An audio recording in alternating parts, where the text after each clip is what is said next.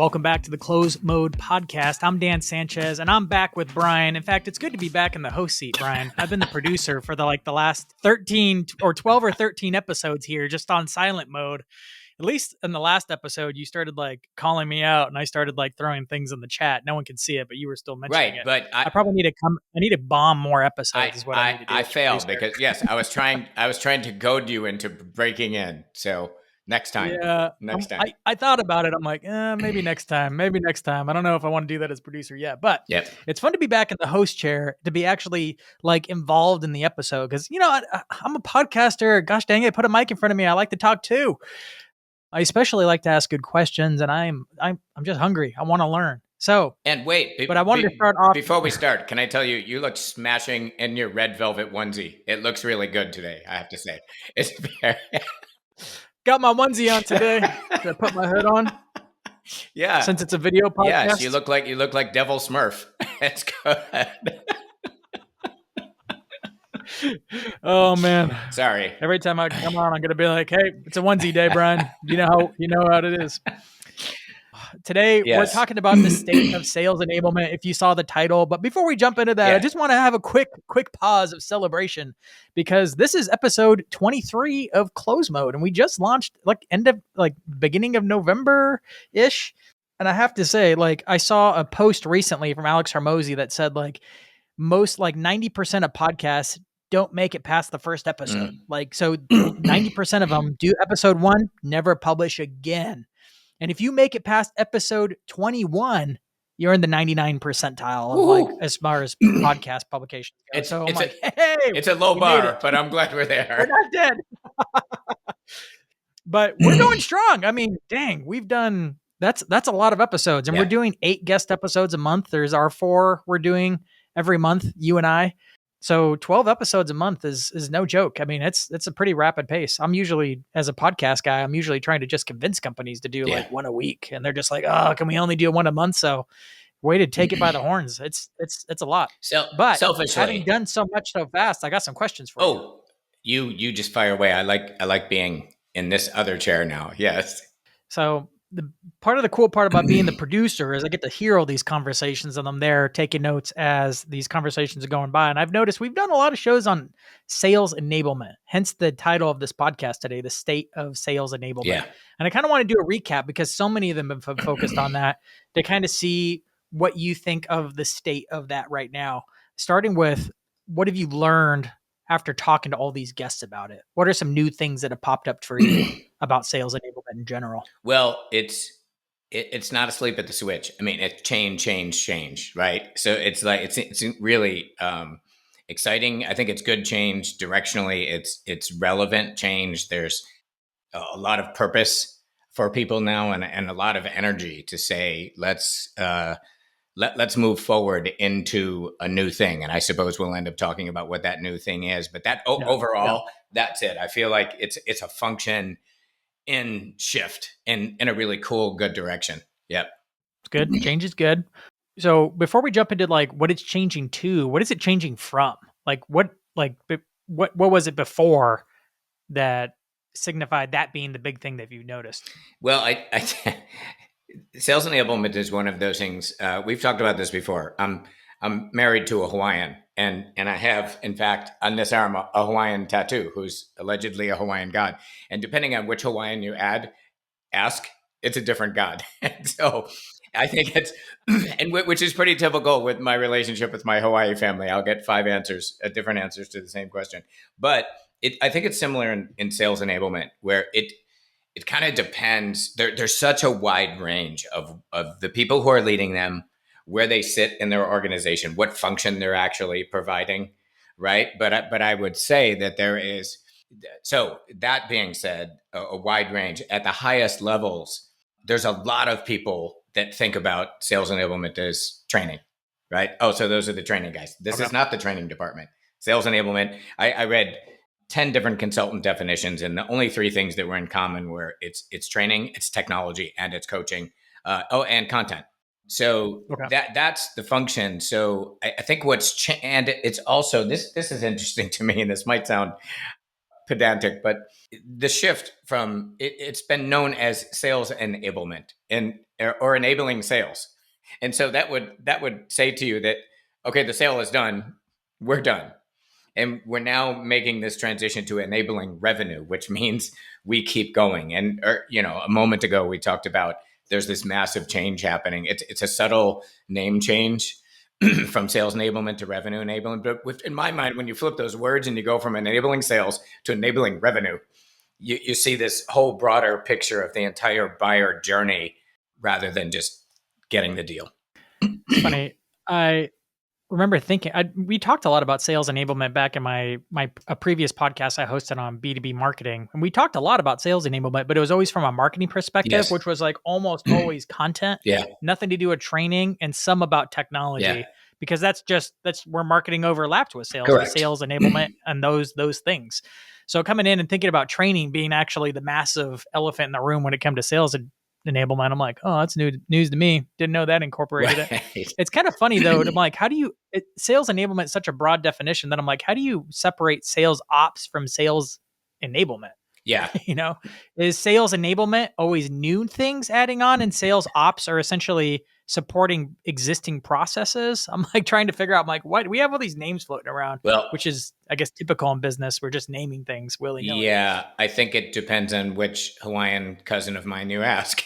So but we had a gentleman on the other day who's very future thinking about revenue enablement, and I asked him the relationship between RevOps and sales enablement, and he even struggled with that. So that's part of this shift, is figuring out where this function lives, what it does, and getting it more concrete, which I say it's about time. It's been sort of, I feel like if I'm going to be critical of a function that I'm part of in a sort of, I don't know, slightly separated way, but it's been trying to find relevance for 20 years.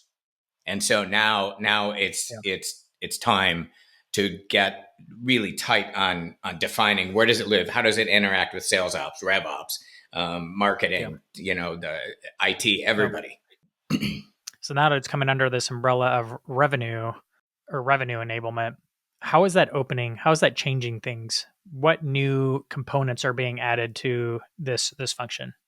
Yeah, I mean, it's cross-functional right now. I mean, we talked about marketing, and maybe it touches training and technology, but now we're looking at CX. In fact, the one podcast we did was sales enablement meets CX, right? So it's the entire customer experience, the entire revenue journey, right? So it's cross-functional depending on how the company is set up, but it's involving 5 or 6 more functions. And the thing that's still not clear to me is,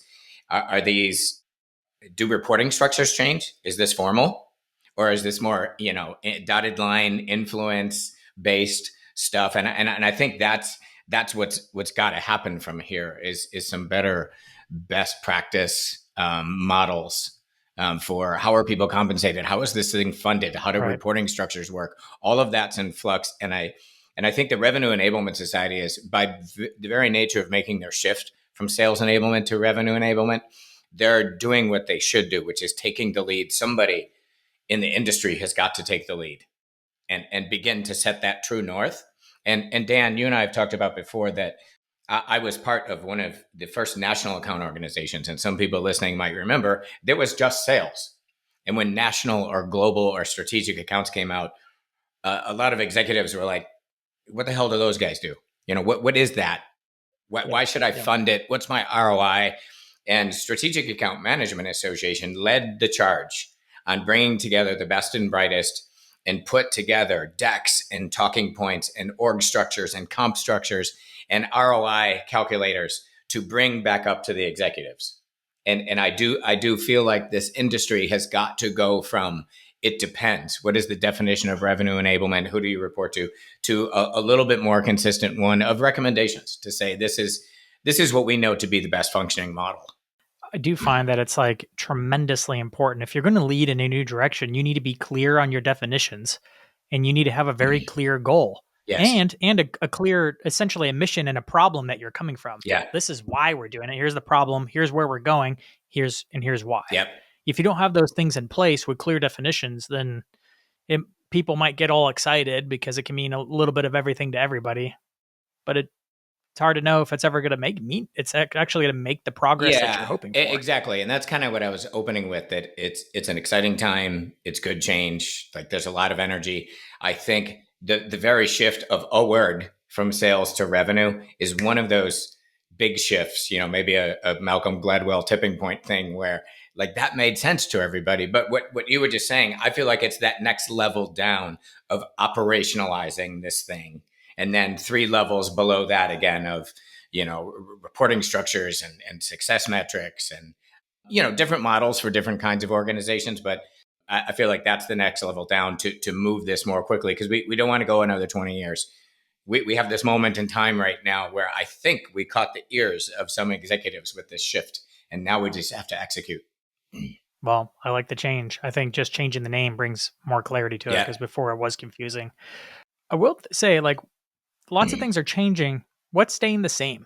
What hasn't changed that doesn't need to change? Yeah, it's the maybe integration or rationalization. There's I feel like it's sales enablement's role to rationalize a lot of the stuff coming at sales. You've got marketing, you've got product, you've got pricing, you've got decks, tools, training, and even with training, sometimes you've got 3 vendors that cover the entire sales cycle. Well, here's your discovery person, here's your value selling person, here's your negotiating person, and there's so much. And I feel like what's staying the same is that's got to be rationalized and kind of rethought. I think I read recently that the average sales rep has 10 tech tools. So is that 8 too many? I don't know, but I do think that's the part that figuring out. And one of our guests who leads global sales enablement said, it's my job to figure out where the holes are and focus in on that. And I like that. And part of that to me is the operational holes of this rationalization of everything that's coming in. But the other part is, where are we struggling? Let's look at the entire buyer's journey. And let's see where we're struggling and be proactive and do that diagnostic of, here's 2 or 3 spaces. And then let's not just go back to the legacy way to get that fixed, throwing training at it or something, but let's figure out where are those gaps and what might be a new, unique, emerging way to execute and fill that gap, but much more proactive than reactive. Yep. Man, I actually have some experience doing sales enablement, and I didn't even realize it at the time. I was a marketing director for a small college, and my best friend was over the sales, the admissions department is what they call it over in higher ed, right?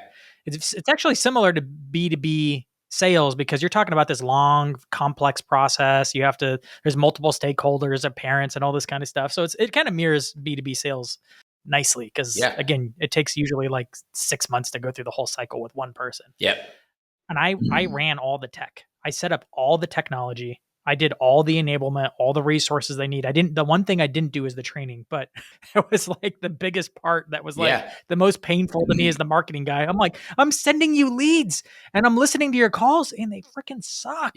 Yeah. And I go to my best friend in charge of sales. I'm like, dude, you got to do more coaching. And it was never enough to do the one-time coaching. And that's a whole nother episode we're going to be doing, recording soon. But like, really, it was just ongoing coaching of like side-by-sides and coaching, side-by-side coaching, side-by-side coaching of like helping them understand where they missed it, why they missed it, and how to do better. And now we get to go further in the revenue chain and start looking at CX and saying, okay, like what the heck's going on there, and what can we help and what is our role there? So it's getting more complicated again, directionally, exactly the right thing to do.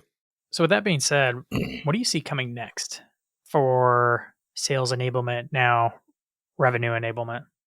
I think to a degree, Dan, we've covered it, which I think the North Star is pointed in the right direction. It's the execution arm now.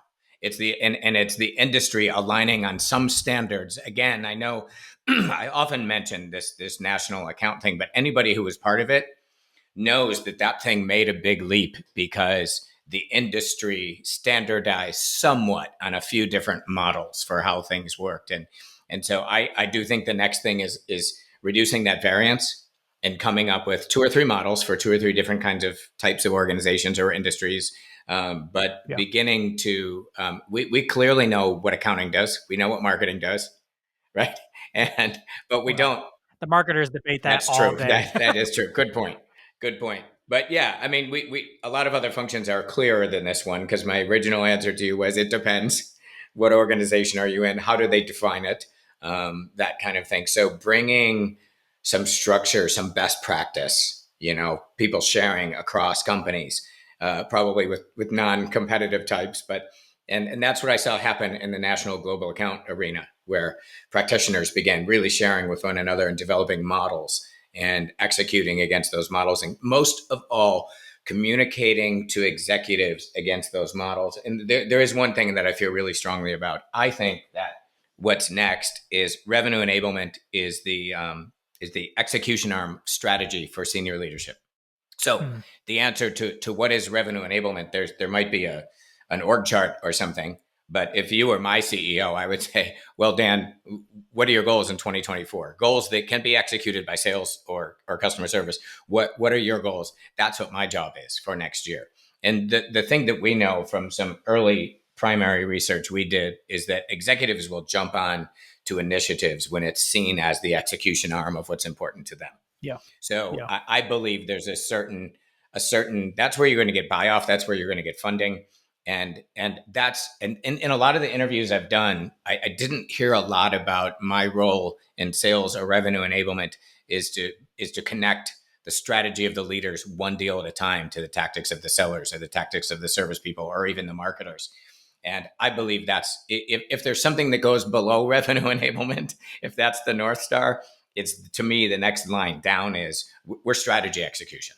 Yeah, man, that reminds me of like one critical book. Hold on, I have to find it on my shelf and bring it forward. If it's I thought that was a fake bookshelf, like a backdrop.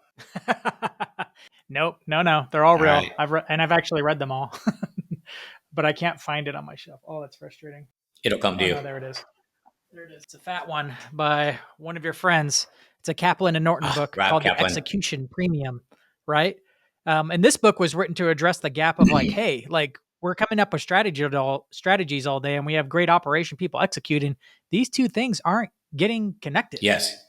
We're not actually setting aside enough resources, time, talent to actually make sure the execution is or the strategy is executed. That's what this whole book was about. It was fantastic, but it's like what you just told me unlocked in my mind what revenue enablement is.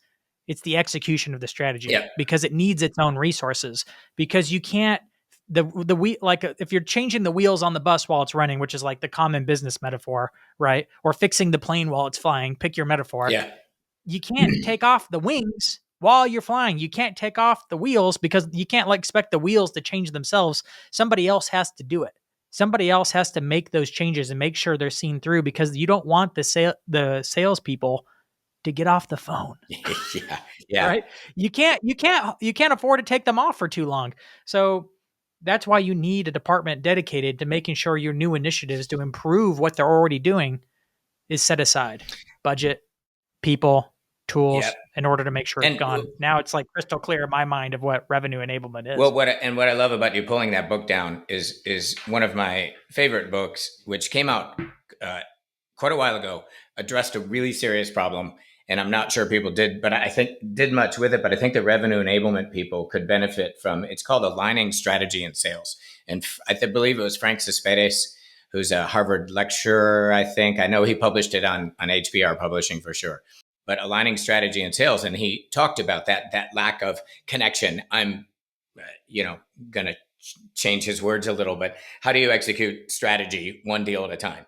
Not all aspects of strategy can be executed at the sales level, right? If you're trying to lower your cost structure, but there's an awful lot of high level strategy that should be connected to one deal at a time. And I do believe that's the fundamental role of revenue enablement. And Frank's book, Aligning Strategy and Sales, maybe it's the right time to drop that into the revenue enablement world, because I think he wrote it too early. So there you go. That is the status of sales enablement. Is it's dying. Revenue enablement is being born in its place, and it's much more clear and much more helpful. Do you have ta-da music? Do you have ta-da music, Dan? Like ta-da? Ta-da. Because I only got the drum. All right. But that doesn't fit. But we're gonna put it in there anyway. All right. I need more sound effects on my soundboard here because that would make this show more fun. So stay tuned. There might be more sound effects coming in the near future. But thank you for listening to Close Mode. Hopefully this episode has been helpful to you in helping you unlock what sales enablement could be or what revenue enablement now is. Thanks, Dan. Always fun.